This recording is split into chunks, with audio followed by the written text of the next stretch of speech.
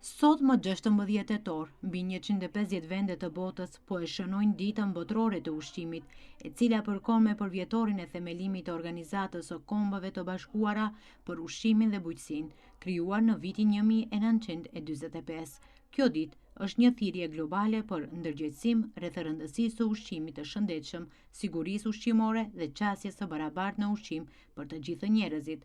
Nutricionistja Festa Murati, për emisionin e Ritmi i ditës, thekson se ushqimi luan një rol kyçe në shëndetin e njeriut. Sipas saj, ushqimi mund të jetë ilaçi më i mirë për trupin, por nëse nuk zgjidhet dhe konsumohet siç duhet, mund të shndrohet edhe në helm.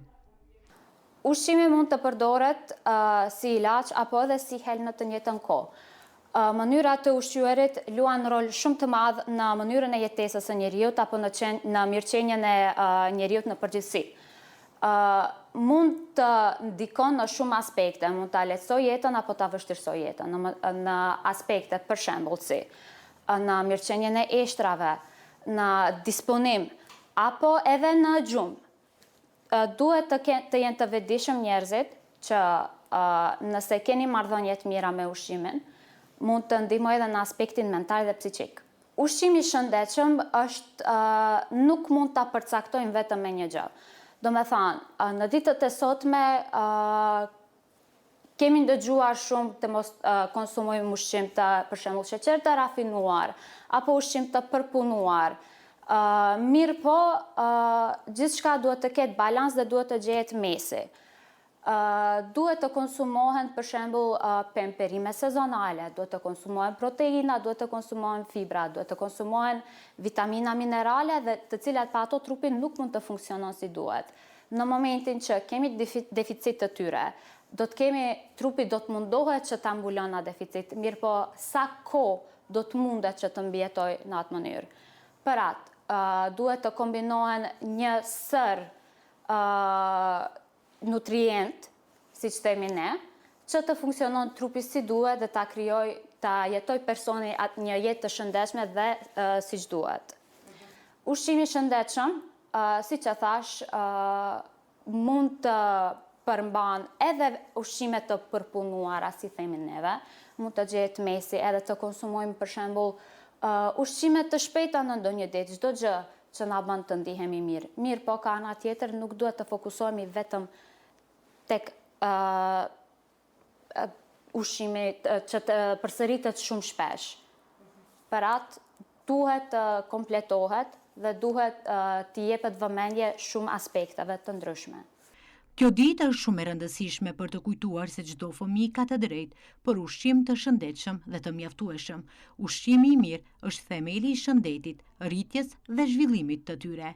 Në këtë ditë, ne nxisim të gjithë të mendojmë për fëmijët që nuk kanë mundësi të marrin ushqimin e duhur dhe për rëndësinë e edukimit për ushqimin e shëndetshëm. Një fëmijë i ushqyer mirë është një fëmijë që ka energji për të mësuar, për të luajtur dhe për të ëndërruar një të ardhme më të mirë. Le të kujdesemi që çdo fëmijë të ketë ushqim të sigurt dhe të shëndetshëm, sepse çdo fëmijë meriton një fillim të mirë në jetë, theksoi nutricionistja Festa Murati.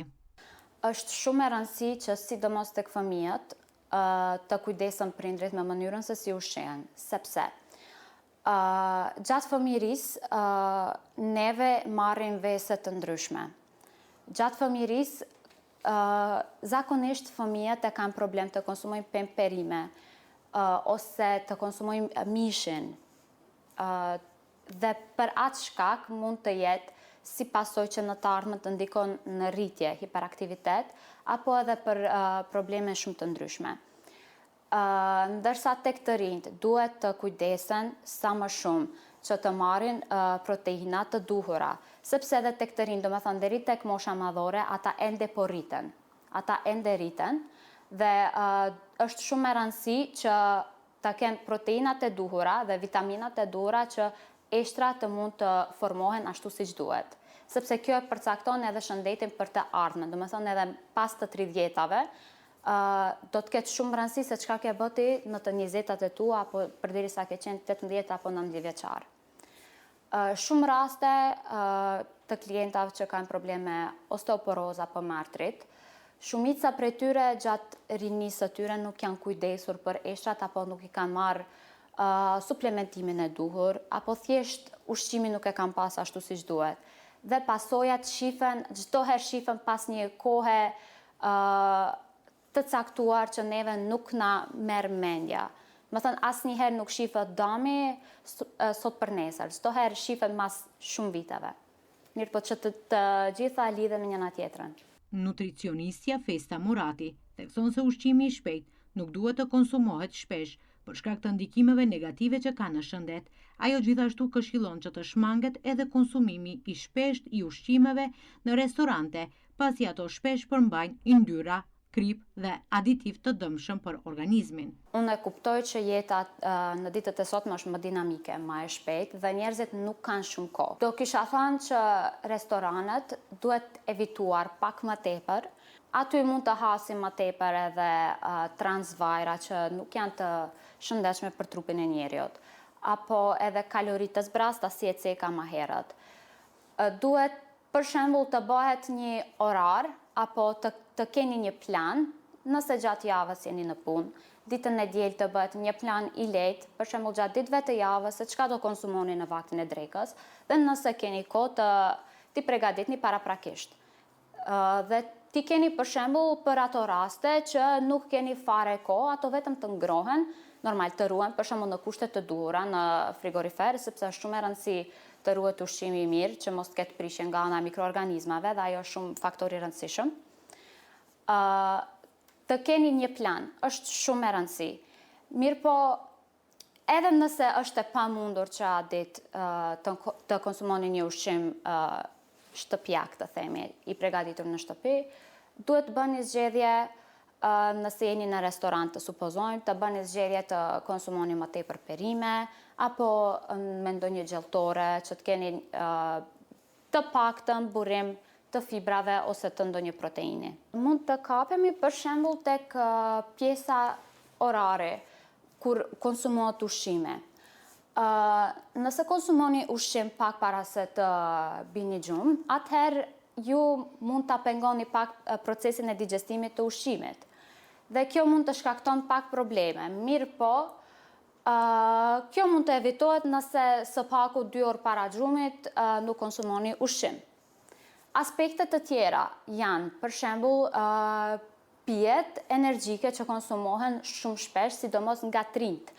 Ato kanë substanca që nuk preferohen për trinjt të konsumohen ose të pijen, edhe për të rritur nuk preferohen, mirë po për fëmijë as që vje parasysh.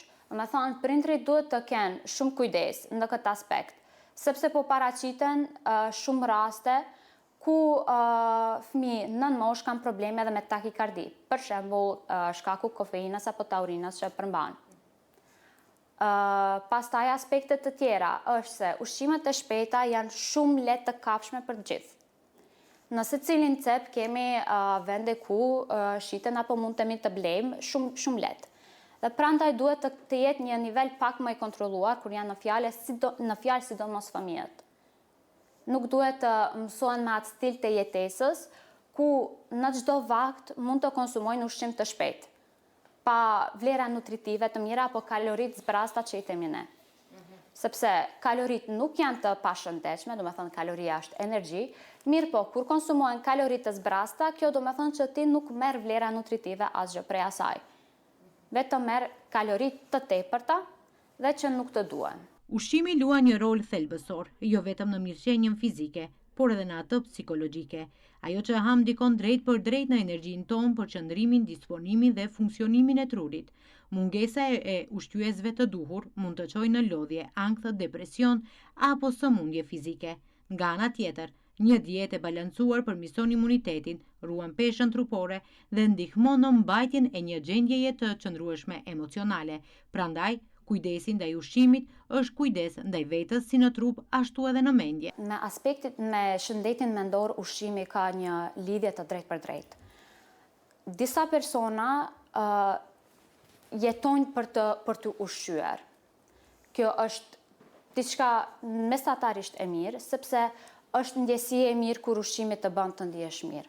Mirë po, nuk duhet të kenë lidhje të gabueshme, sepse ta marrim shembull, neve femrat tër jetën kemi lexuar në për revista, dieta të ndryshme. Dhe kjo besom që nuk ndikon mirë në aspektin mendor, sepse neve tër kohën e kemi në kokë, edhe nëse nuk kemi nevojë të humbim peshë, neve tër kohën e përsërisim në kokë që duhet të humbim peshë, ose dikush na jep ndonjë kritik dhe ajo të mbetet në kokë, fokusohet.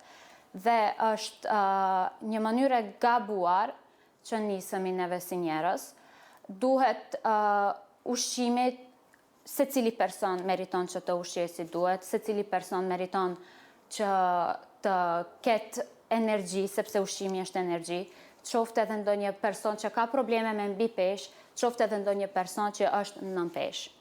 Nuk duhet të cilësohet ushqimi si krem nëse një person mbi peshë ushqehet, dhe nuk mund të cilësohet si kur krem nëse një person nën peshë që është me smundje të ndryshme, që janë shumë të rënda ushqehet. Edhe çka dua të cek është se deficiti në disa vitamina, për shembull, sikur është vitamina D, luan rol të madh në aspektin mental dhe në depresionin. Domethënë shumë njerëz nuk e dinë që tash nuk mund të hyjmë sepse dikush mund të ketë ashtu probleme, se nuk është tek e fundit edhe lëmia ime bashkë, mirë po mund të flas për aspektin e ushqimit. Vitamina D luan rol shumë të madh në aspektin mental dhe në disponim. Sidomos në periudhën e dimrit, tash që po hym vjesht dimër, secili person duhet të merr suplementim të vitaminës D. Sepse të gjithë jemi deficit. Vitamina D është shumë e rëndësishme edhe për mirëqenien e hormonave, gjithashtu në shumë aspekte edhe të eshtrave, edhe të organeve e kështu me radhë. Ushqimi tradicional shqiptar është i pasur me shije dhe larmi, por për një shëndet të mirë, ai duhet të konsumuar me kujdes. Sipas nutricionistës, ushqimet tradicionale, shpesh të pasura me yndyrna, mish të përpunuar dhe karbohidrate, rekomandohen të konsumohen vetëm një herë në 2 javë. Konsumimi i shpeshtë i këtyre ushqimeve mund të ndikojë negativisht në shëndetin e zemrës, peshën trupore dhe funksionin e tretjes. Prandaj, ruajtja e traditës ushqimore është e rëndësishme, por duhet të shoqërohet me një mënyrë të shëndetshme jetese dhe balans në të ushqyer. Me që mos konsumojnë ushqime që ata i kanë për zemër. Nëse diçka të bën mirë, ndonjëherë nëse hajmë brumra, nëse konsumojmë, nuk është diçka e keqe. Nuk e bën për shembull që të shtoni 5 kg apo që të përkeqësohet sëmundja ose diçka e tillë. Asgjë nuk do të ndodhë nëse ndonjëherë konsumoni brumra. Mirë po, qëllimi është të mos jetë e tepër dhe të mos jetë e shpeshtë.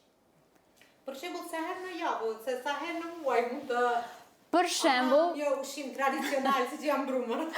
Për shembull, do të ishte okay një herë në 2 javë ose në 3 javë. Tash secili e gjen atë mesin apo duhet ta di sa do pak për vete.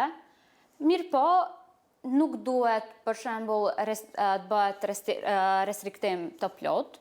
Mund të konsumohen, mirë po siç e thash, duhet pak në mënyrë më të kontrolluar ose edhe sasia të jetë pak më e vogël dhe pak si të them, sa për mos na ngelur pikat. Ashtu, po. Nutricionistja Festa Murati, përmes emisionit të Ritmi i ditës, përcolli një mesazh shumë domethënës me rastin e ditës ndërkombëtare të ushqimit. Mesazhi im për qytetarët do të ishte të merren informacionet prej vendeve adekuate nga njerëz kompetent dhe adekuat. Dhe të fokusohen më tepër në mënyrën se si ndihen, sesa në mënyrën se si ata duken. Kjo është shumë e rëndësi dhe duhet ta duan veten mjaftueshëm sa të kërkojnë ndihmë nga profesionistët. Dita ndërkombëtare e ushqimit na kujton rëndësinë jetike të ushqyerjes së shëndetshme për mirëqenien tonë fizike dhe mendore. Ushqimi është më shumë se një nevojë bazë, ai është themeli mbi të cilin ndërtohet shëndeti ynë, energjia jonë dhe cilësia e jetës që ne përjetojmë çdo ditë. Në një botë ku stili i jetesës po ndryshon me shpejtësi dhe ushqimet industriale të përpunuara po dominojnë tregun.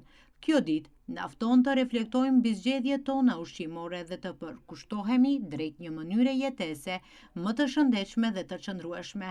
Të ushqyerit me kujdes dhe me zgjedhje të mençura do të thotë të ruajmë një balans të mirë midis të lëndëve ushqyese, të preferojmë produkte natyrale dhe të freskëta dhe të respektojmë traditat e pasura ushqimore që na kanë kaluar brez pas brezi.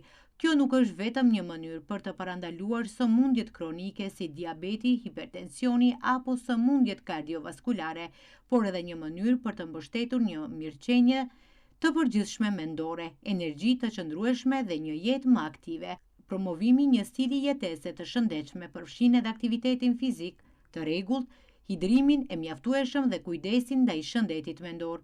Ushqimi i mirë i kombinuar me këto zakone është një investim i rëndësishëm në të ardhmen tonë. Për më tepër, kjo ditë na bën të reflektojmë edhe mbi rëndësinë e ushqimit të qëndrueshëm, duke mbështetur prodhimin lokal, shmangur humbjen e ushqimit dhe duke kontribuar në ruajtjen e mjedisit tonë. Le të marrim këtë thirrje seriozisht dhe të ndërgjegjësohemi për ndikimin që zgjedhjet tona ushqimore kanë jo vetëm tek ne, por edhe tek familjet tona dhe komunitetet ku jetojmë. Ushqimi i mirë është themeli një shëndeti të mirë dhe një të ardhmeje më të ndritshme për secilin prej nesh. Kujdesu për ushqimin që zgjedh, sepse ai kujdes është kujdes për jetën.